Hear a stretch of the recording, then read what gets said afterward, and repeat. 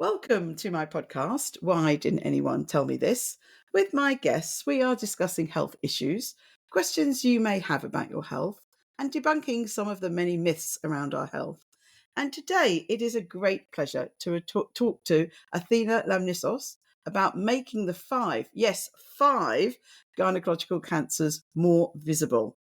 Now, Athena is CEO of the leading women's health charity, the Eve Appeal, which is focused on education about the five gynecological cancers and their prevention. Athena is experienced at forging partnerships between private, public, and not for profit sectors. She has a track record of directing successful change programs in the arena of public health and oncology and is passionate about making the public's voices heard. Her career spans working for Friends of the Earth, where she led the communications and fundraising directorate, through to a leading public sector campaigns as a founding board director of Forster's.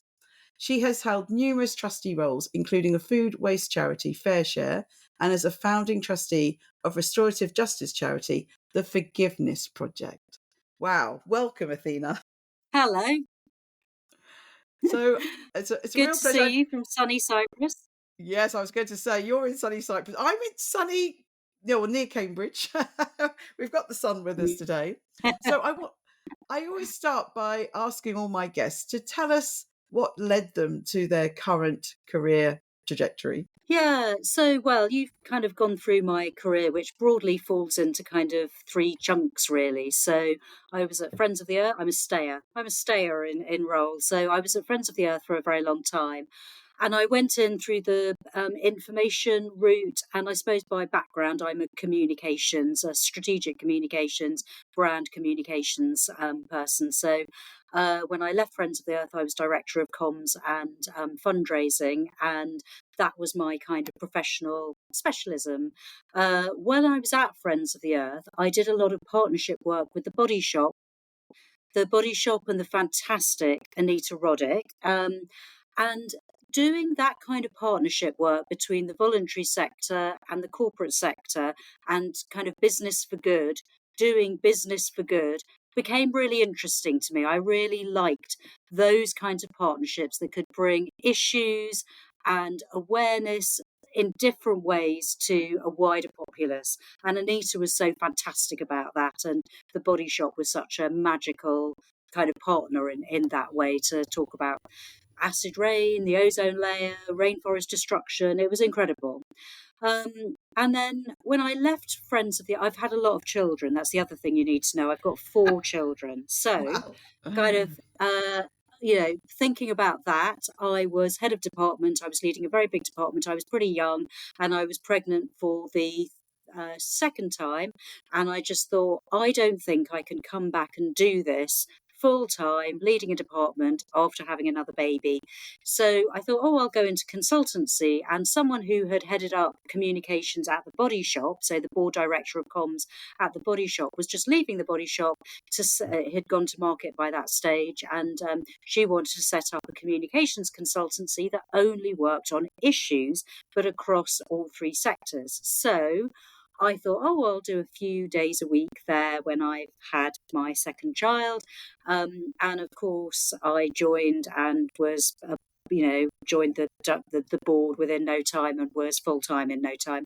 And that's where I stayed for 16 years. And at Forster, we did something really quite different, which was worked with all three sectors, so corporate, voluntary, and a lot with the government, so public sector. On a range of issues. And that's where I built up the health practice. So I started doing a lot of work around public health on a range of really cheerful issues, everything from flu immunisation to sexual health to teenage pregnancy to substance misuse. I worked on Frank, the drug misuse campaign, and a whole set of communications, alcohol misuse, everything that you could think of. And I became really interested in health prevention and what motivates people to look after their health. I also did a couple of projects which were real moments of truth for me there.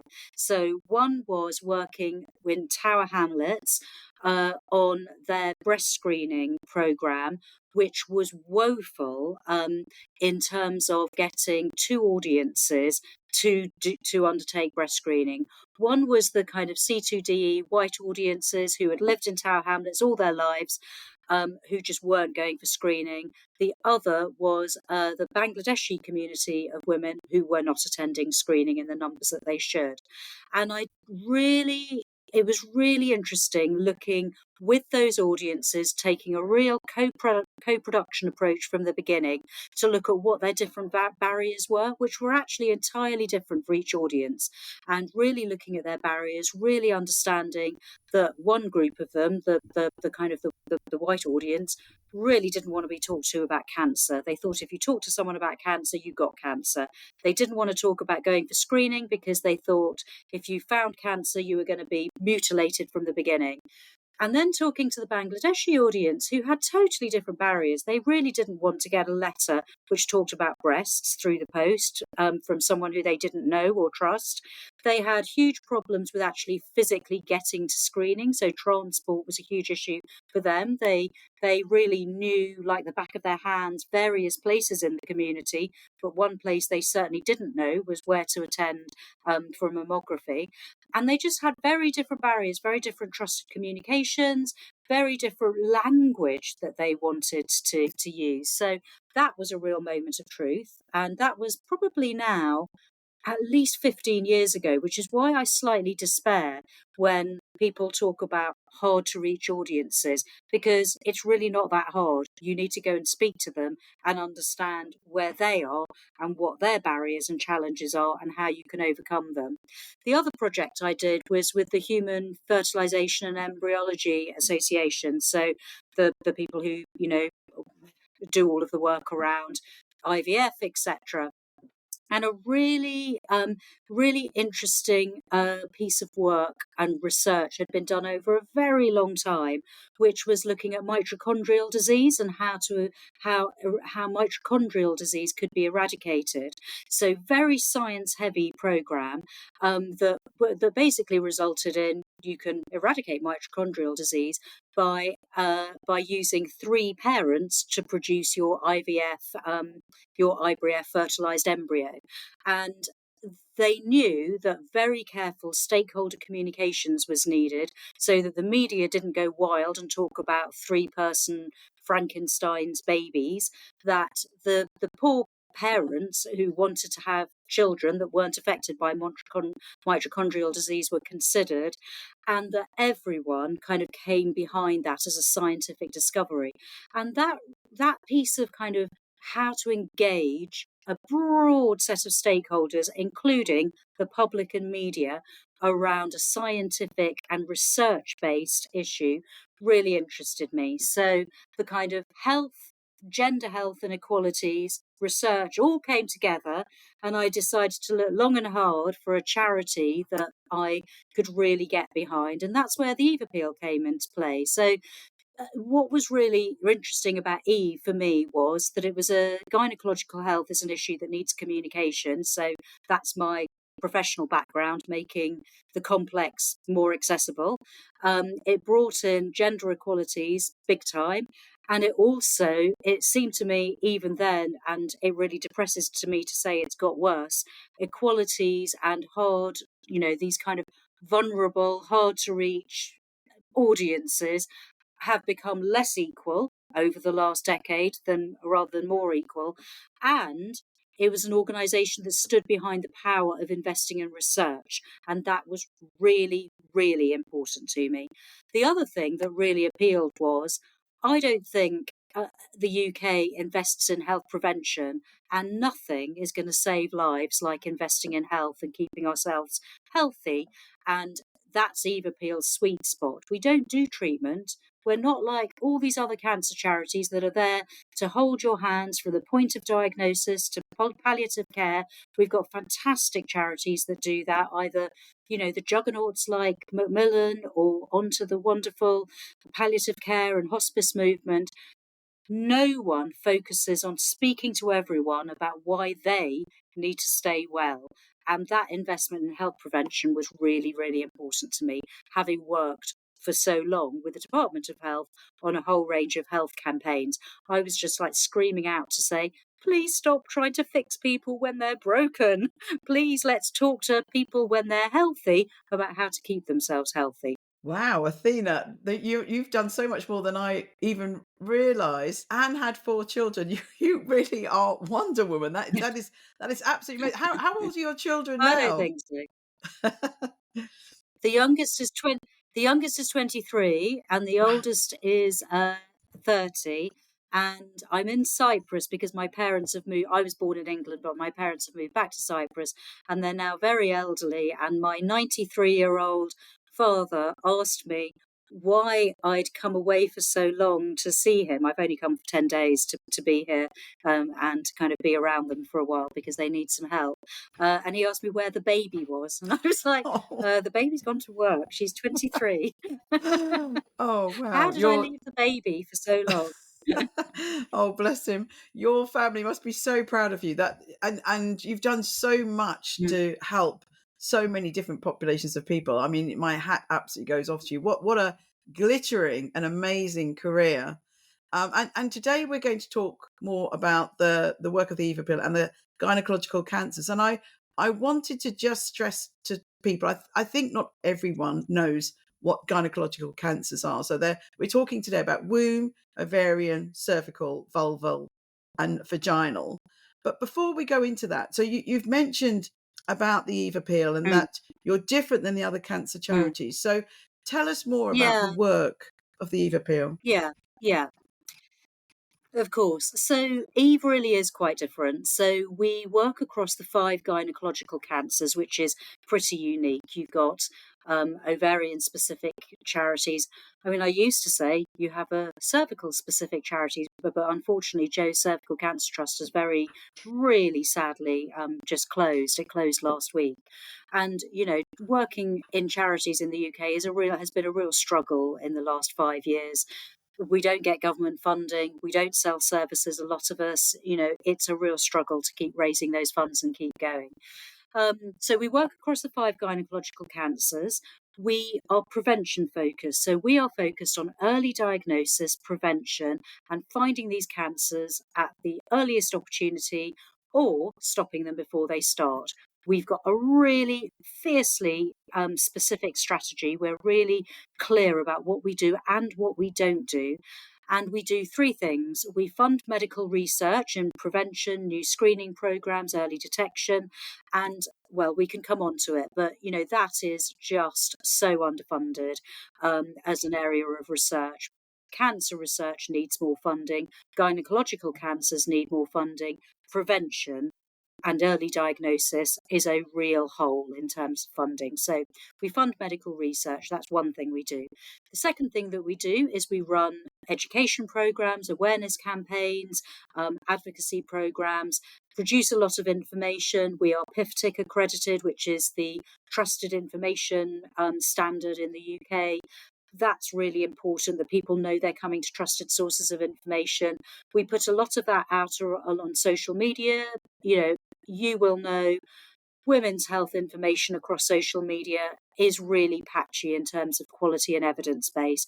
Really difficult area, really important that charities like Eve exist to tell you exactly what the evidence is and not try and sell you something in a feminine hygiene bottle and just talk a lot of nonsense quite often around what is good for your health and what you need to be aware of and what you need to be scared of. Actually, we are kind of, there's a huge industry out there selling women fear in various bottles and patches and potions. And then the third thing we do, and the only direct service we run, is very unique. It's called Ask Eve.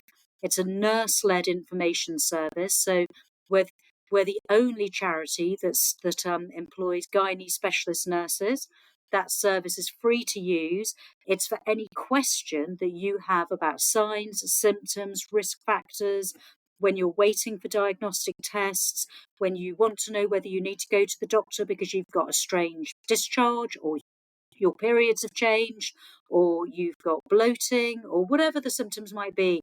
A lot of questions around genetic risk, a lot of questions around Lynch syndrome and BRCA, which put you at high, they're both genetic mutations that put you at high risk of developing uh, two of the gynecological cancers. Um, a lot of questions when people find out their HPV status. So people go for cervical screening. They really don't understand that letter that then comes through to them and tells them that they've got HPV, and what the steps are, to colposcopy and through the various stages from there.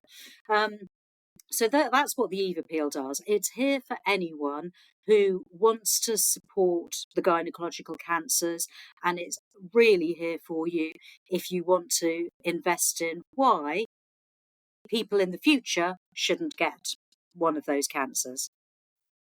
Wow, that it really is amazing work, and I'm at the Institute for Women's Health, and the Eve Appeal have sponsored many of the research projects in our institute on these gynecological cancers. Mm, And you also mm, said about the way what we're selling women. I'm having discussions this week with my students about all this new health tech, which is marketed so well to women. But please, if any questions about mm, gynecological cancers, they need to go to the Eve mm, Appeal website for reliable mm. evidence-based information. So Yeah, that's absolutely paramount. Yeah. Um, yeah, yeah. I love hearing about history, and when I was preparing Mm, to interview you, I had a look at your Eve Appeal, and you've got a lovely history of how the Eve Appeal was established. Can you tell us a bit more about that? mm. Yeah, sure. So we were established, like I suppose a lot of health charities probably, we were established by a clinician who had a real vision about, the lack of investment in prevention, particularly of ovarian cancer. And then a couple where the fairly young woman, she was in her early 30s, was going through surgery and treatment for ovarian cancer. And that couple decided to fundraise for their inspiring clinicians. So that was Ian Jacobs, and that was, back in the day.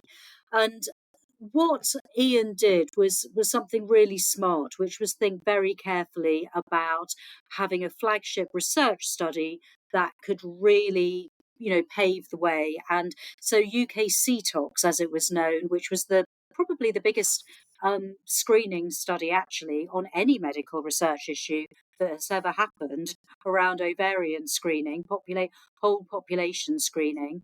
Um, Possibly a study like that wouldn't happen now. I don't know who would fund it, to be honest, Joyce. It's a very different world. And we funded that study to collect the early samples to prove that there was, something to look at there, some efficacy. And then we did something which we've done repeatedly since then, which is we've then brought in bigger research funding. So Eve Appeal, this tiny little charity, funded the initial collection of samples, did the initial research, and then bigger research funders, so the medical research councils, the departments of health in England, Scotland, and Wales, Cancer Research UK, all came into play, and that ended up as a 30 million research programme, which went on for 7 years and unfortunately didn't prove the case, which was, sometimes with research, it's almost as useful to not prove the case for something as to prove the case for it. I know that it's very disappointing on some levels. It proved all sorts of things, has been of huge benefit, that study, including for at-risk population groups. But as a whole population approach, it hasn't resulted in a screening programme for ovarian cancer. But that model of working has become part and parcel of how we've worked. So we've done that numerous times. We, leading on from that study, funded something called GCAPS, which was looking at high risk populations at ovarian cancer development. So that was looking at BRCA and taking a population based approach. So we took the Jewish population.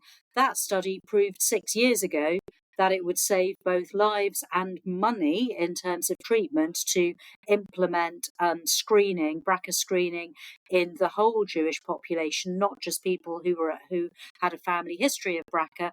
And fantastically, that has been now rolled out in the last year in the NHS. These things take time, and again, funding came in from elsewhere to really, realise that ambition. It's been brilliant, and we've done that with another program called Forster, which is looking at four different kinds of cancers, and where EU funding has come into play. It's been a great way of working, and just last year we funded a research fellowship, which we've done in partnership with another charity who are based in the north of England, and we pointed out to them that in their entire region, they had really growing numbers affected by womb cancer.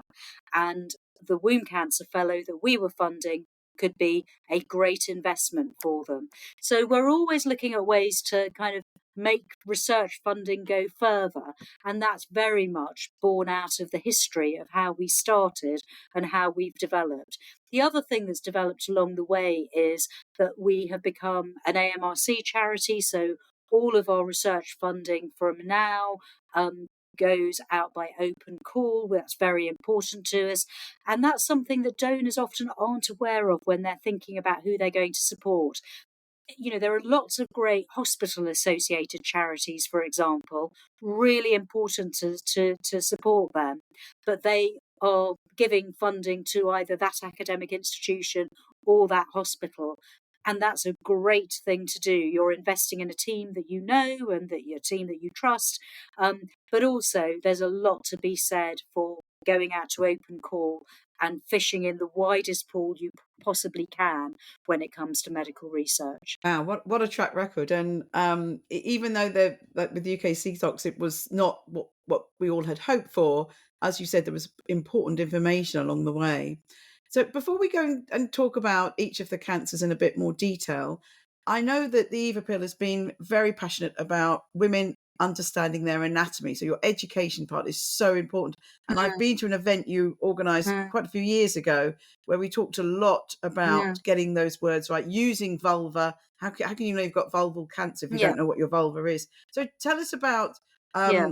the Eva Pill's work on language. Yeah. Look, if you're focused on prevention and early diagnosis, as we are, you've got to take things back many, many stages. And that starts with sex and health education, actually. And sex and health education doesn't just start at home, at school rather, it starts at home. From the moment a child asks you and points between their legs, what do I call that? Or where do babies come from? You need to normalize the conversation. And it's not just about the words, actually, it's also about the body language. If you're pulling a face every time you change your baby's nappy or they talk to you about, what's between their legs, it's not helpful because you're telling them that there's something embarrassing and shameful there. That moves on. So I'm not saying, say the word vulva in the supermarket. What I'm saying is you need to make sure that you're not instilling shame and embarrassment in your children. It's not helpful and it doesn't help them look after or understand their bodies. It's a safeguarding issue. You've actually got to think about keeping them safe. Which is interesting when you look at the most recent draft guidelines that have come out about sex and health education, where they're not going to even teach about things. The recommendation is to not even teach about things like FGM until age 14. Well, FGM happens between the ages of 5 and 7. So if we want to, make a difference on these things, we've really got to make children more aware. Anyway, so language is important. If you don't know your anatomy and people aren't aware of what's going on between their legs and what's going on inside their pelvises, they really struggle to label an anatomical diagram and know what this. When you get your letter about cervical screening, a quite common question is, "What's your cervix for?" It's just not known. If you can't do that, and you can't speak easily about these things, then when it comes to you either safeguarding yourself or seeking medical help, It's a real problem. People talk about their waterworks when they actually mean their vulva. They talk about down there when they're talking about something going on inside their pelvis rather than something going on with their bowels. They get really confused about their tummies and their kind of what's different between their digestive anatomy and their reproductive anatomy. It's a real problem, and we just need to normalize that conversation. You would almost feel that the word vulva is a swear word. You really would. And that's something which, in terms of prevention, we really, really need to change. If you want to use ridiculous euphemisms, whether it's foo-foo or nooner or lady garden, use them with yourselves, but also know the proper word. It's really very, very unhelpful. So, yeah, language really does matter. It really does matter. I was on a panel discussion yesterday and heard some terrible statistics. So one was that apparently there's a watershed for 9 p.m. where you can before 9 p.m. you can say penis, but you can't say vulva or vagina. But also more horrifying was that some people may have seen, there's a video out where someone was asking young men, if a woman's wearing a tampon, how does she pee? And someone told me that in Brazil, there was, in the Big Brother house in Brazil, there was a girl who was doing Mm, a challenge, and she had to stand still for hours and hours. mm, And she told everyone, oh, my secret is I'm going to wear a tampon so I don't have to go, mm. urinate. And it did open a huge discussion, and then people started surveying women. And I don't have the data. I don't have the data for. Joyce, Yeah. YouGov did a survey probably 4 years ago now, and about 20% of women thought they only had two holes, and it was high. The percentage of men was much higher than that. It was a huge percentage. It was heading towards a third. Thought that just didn't know they had three holes, and you know there's a really famous scene in Orange is the New Black, Mm. the women's prison American drama, where literally it's the trans woman. God, times were different. Absolutely no argument about having a trans woman in a women's prison. Fantastic character, totally accepted storyline, totally accepted. She explains to everybody else that they've got three holes, and they all rush off and get mirrors, and there's this kind of, it's a fantastic scene because it just shows the person who's really engaged with her body is the person who, for a range of reasons, has had to engage with her body, and all these other women really have no idea. That is very, very common. People really don't understand their anatomy. That really matters. It really does matter. I mean, there's just been a campaign, I don't know if you saw it last week, by a charity who are called the Lady Garden Foundation. And I totally understand that. It's a great brand, you remember it, etc. But they've been highlighting, well, the campaign is to get people to think about vulval cancer. But the whole campaign is based on pictures of beautiful flowers, which do, many flowers look a bit like vulvas, don't they? Lots of things look a bit like vulvas in nature. And the whole campaign doesn't use the word vulva when you see the billboards and the adverts. And I totally understand it as a brand building campaign, but it's just such a shame.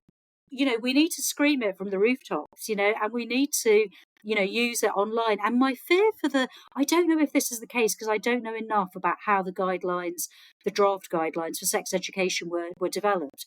But it is almost like, so the FGM teaching, it is almost like they don't want to use the word vulva in the classroom.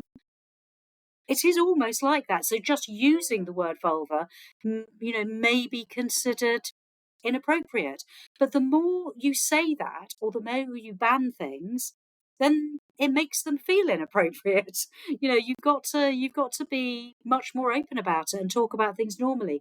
In my first week at the Eve Appeal, I had a supporter contact me because she'd set up her fundraising page.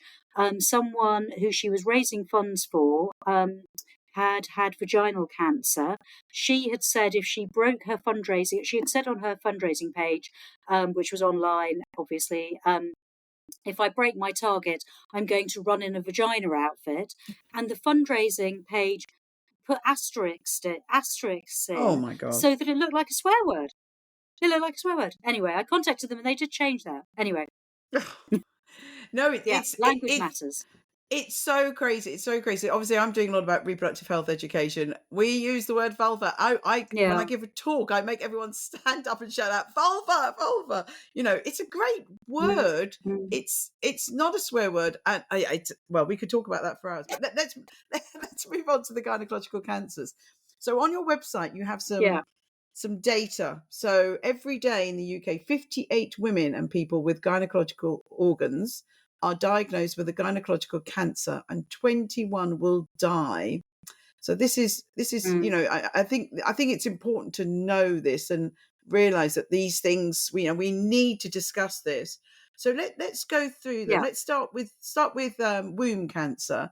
Um, Tell us about Mm. how frequent and anything you want to say, prevention of for womb Well, cancer. womb cancer is the most common of the five gynecological cancers, and unfortunately, it's the one that people just haven't heard of. The time that most people have heard of it is when they're sitting in a little white room being diagnosed with it, and that's just not good enough.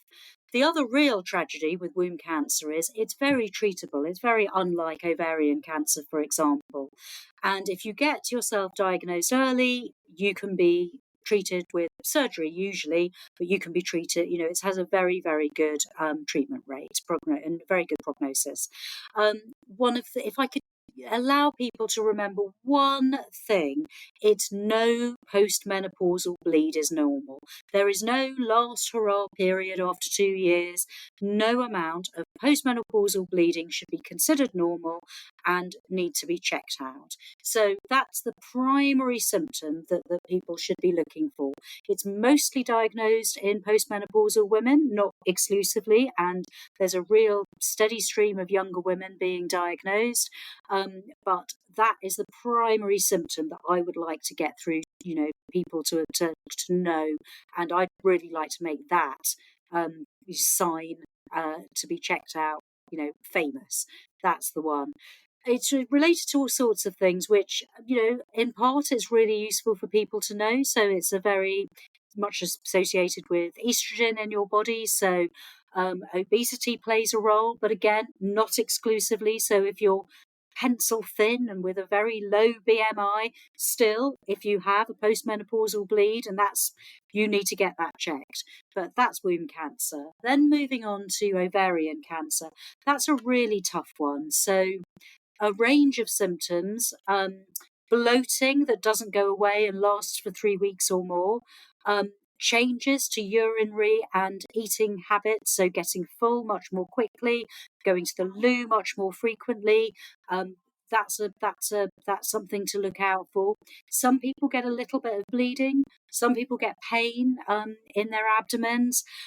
You have to be very alert to your body and any changes in it. And that's what I would like people to look out for with ovarian cancer. Really know your family history, really know whether you've got any first degree relatives who have had ovarian cancer, mother, sister, etc. You can now be BRCA tested. So BRCA is the gene which gives you a high risk of developing ovarian cancer. And now, if you've got any familial relations with someone who has BRCA, you can be tested, or who's been diagnosed with ovarian cancer. Then moving on to cervical cancer. Now, everyone knows the fantastic cervical screening program in the UK. Cervical cancer is, one, I would say go and get the vaccine and encourage your children to get the vaccine. And if your children missed out on the vaccine because of the COVID interregnum, you can still take them to the GP to be vaccinated. And there's also a men's vaccination program, which, go and find out about that. There's information on our website. Really effective vaccine, really exciting results coming out globally about cervical cancer prevention because of the HPV vaccination. The other thing about HPV is it's a real evil genius of a virus, and we're all going to come in. Well, not all of us, about 80% of us, though, are going to come into contact with HPV in our lifetimes. It's really commonly occurring. And it doesn't just cause cervical cancer. There are other cancers it causes. Anal cancer is a high risk factor. Vulval cancer is a high risk cancer. The throat and neck cancers is a high risk factor. So be aware of just how important prevention is, real prevention. So if you prevent HPV, you prevent cancer. That's just it. That's the equation and how it works. Cervical, it's really thinking about, again, your bleeding. So bleeding after sex, bleeding in between periods, bleeding that's unusual for you. Same with, could be discharge after sex that's a bit bloody. Not to be embarrassed about getting help and seeking advice if you see something like that. Painful sex, pain and sex shouldn't be normal, and if it suddenly happens, that really isn't normal. Those are the main things to look out for, and go for your cervical screening. It's not easy for everyone. There are many groups that have barriers to screening and what things that make it more difficult, but go for screening. And that's a really, really effective program as well, the NHS screening program. Then vulval and vaginal. I mean, generally, do you check your vulva? I could ask you that. Do you check your vulva? People check their breasts. Some they should be checking them once a month, once every 6 weeks. Be aware of your own body. Feel, look, use a mirror, skin changes, raised patches, anything that looks different to you, lumps, bumps, bleeding, pain.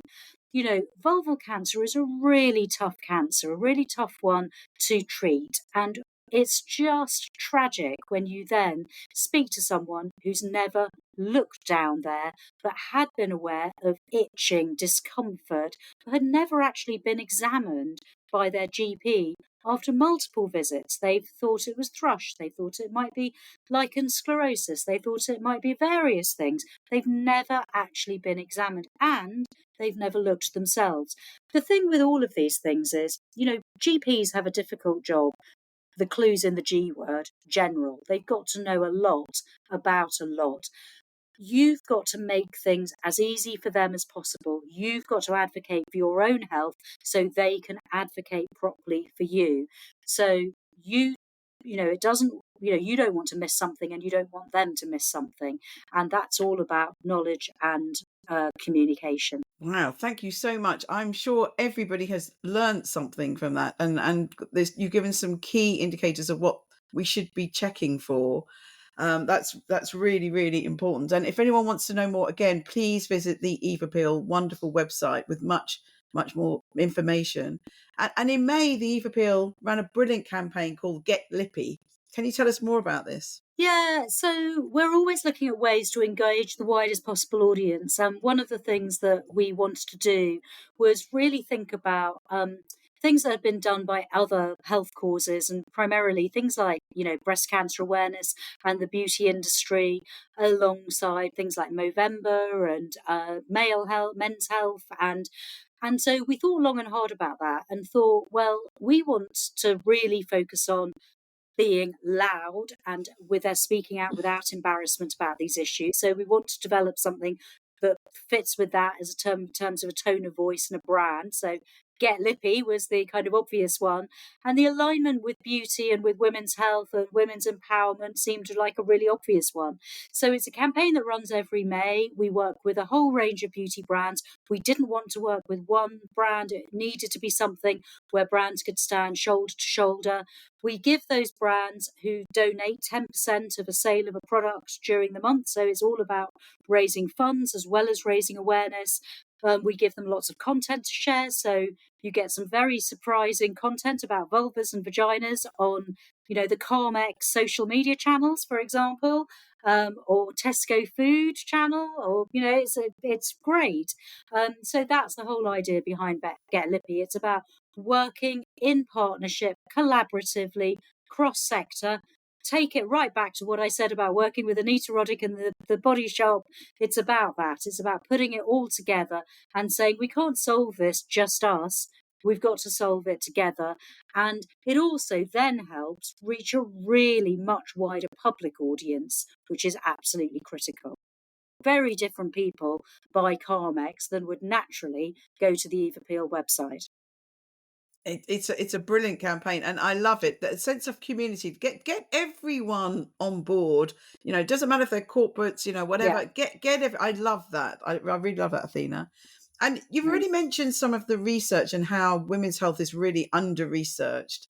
And and you did talk about some of the projects that the Eve Appeal has sponsored towards screening, early diagnosis, and risk prevention. Is there any research that's currently Yeah. underway that you think's really, exciting? Oh, we've got loads. Oh, just loads. So as I think I mentioned earlier, we've just funded a research fellow in Manchester who's called Kalechi, a fantastic young researcher and also a clinician who's looking at the early diagnosis of womb cancer and whether that can be done with biomarkers. We funded a piece of work that was led by UCL and is now led in partnership with the University of Innsbruck and UCL as well as other European research partners, which was looking at developing a single screening test across 4 cancers, so cervical, womb, ovarian, and breast cancer. So really trying very hard to, bring in, one test that can look for various different biomarkers and, other screening tools. We're funding some really exciting work at Imperial around womb cancer detection with the iKnife. We're really interested in new technology. It won't solve everything, but the iKnife is something that has the potential to give an immediate answer to someone about whether they do or don't have womb cancer. Now, that's really important, kind of reducing waiting times and anxiety times from when someone is told it might be cancer to it's not cancer is a really important part of the story. We're just about to start a research program at Birmingham around vulval cancer detection, which is really, really exciting because vulval cancer is a very underserved area. And we have got a program around mucinous ovarian cancer, which is all of the gynaecological cancers, all 5 of them, even though 58 women today and every day are going to be diagnosed with them. In the time we've been talking, at least 10 women will have been diagnosed. They're all defined in terms of research and clinical terms in the UK as rare cancers. Unbelievable. All of them are defined as rare.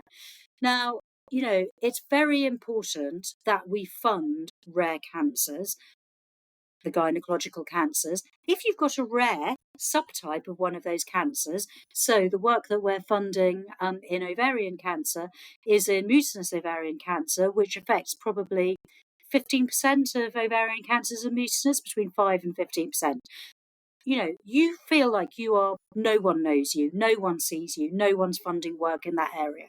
So really important, and driving funding into medical research couldn't be more important. We've had Brexit, universities are on their knees. It's really, really tough to get funding into research, and we need to play our part in that and really explain to the public why that's important and how exciting it is. I get really excited about research. Well, things you've told us that they are hugely exciting and really making a change. So it's brilliant. Um, do you think you have taboos and myths in the area of gynecological cancers? Oh, tons of them. I knew. Yeah. Yes. Yeah. I think there are taboos around the words. There are taboos around the Mm. signs and symptoms. People find it hard to talk about bleeding, periods, abnormal bleeding. They find it hard to talk about sex. They find it hard to talk about discharge. It's just there are so many. Plus, you've got an entire feminine hygiene industry that is telling you that you need to smell like roses and God. lavender down there, and face masks for your vulva. Ah, You've also got a whole range of new tech and AI associated companies and businesses that have set up that are telling people they need to track themselves to within an inch of their lives and making them very anxious, whether it's about their egg reserves or their periods. Some of that is really good information. If it makes you more anxious for no reason, it's really not good, you know. So there's kind of useful things to know, and then there's making people anxious without good cause. I couldn't agree more. With all this tech coming in, women's health tech, big business. I call it the wealthy worried well. People who have done online Mm, tests and, started, as you said, started using some of these crazy lotions, potions, goodness knows what, supplements, and they've just got too much money, and they've just become so anxious. It's really crazy. mm, So mm, I always ask people at the end. My podcast is called "Why Didn't mm, Anyone Tell Me This?" So, have you heard people mm. say in relation to gynecological cancers, "Why didn't anyone tell me this?" And what did they ask? Do you know, it really upsets me, and I hear it too often. So, um, you know, people who have been to and fro the doctor, who are youngish. So they, when I say, I never know what counts as young anymore, but they're not postmenopausal, so they don't think that they're going to be affected by a lot of these diseases. They are so upset when they find out about abnormal bleeding, and Mm, they find out that what they thought was a very bad period or a very unpredictable cycle was actually cancer growing in some part of their reproductive system. And that's got to change. And generally speaking, I would say someone says, I wish I'd known that, or I wish I could have told my younger self this many, many times over the course of a month, too many times, that for comfort, we've got a lot of work to do, Joyce. We've got a lot of work to be getting on with. We need to stop chatting and get working today. you're on holiday. Yeah, education. I mean, I'm with you. Education to me is absolutely vital. We've got to get everybody, men and women, understanding their body and what's normal. And you've said some great pointers here about, if postmenopause bleeding and, getting familiar with our vulva and our vagina and just listening to our body. We've our Mm, project now at UCL, we've called it In Tune. We want women to be in mm, tune with their body, and it's so important. mm, We've got to listen to it. yeah, But we're going to finish on some yeah, happy indeed. questions. So you're on holiday at the moment. So what makes you happy, and where is your Quick happy fire. place? Go on. Where's your happy place as well? Oh, What lots makes of you happy? things. Lots of things make me happy. My dogs make me really happy, and walking my German Shorthair Pointer in Marble Hill Park and by the river makes me very happy.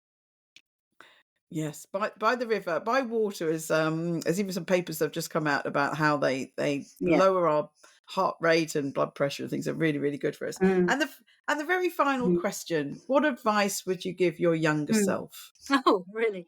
Um, Life's a marathon, not a sprint. You can't solve things, and don't be frustrated that change takes a long time to happen. It's not like food colouring into water, is it? Many steps.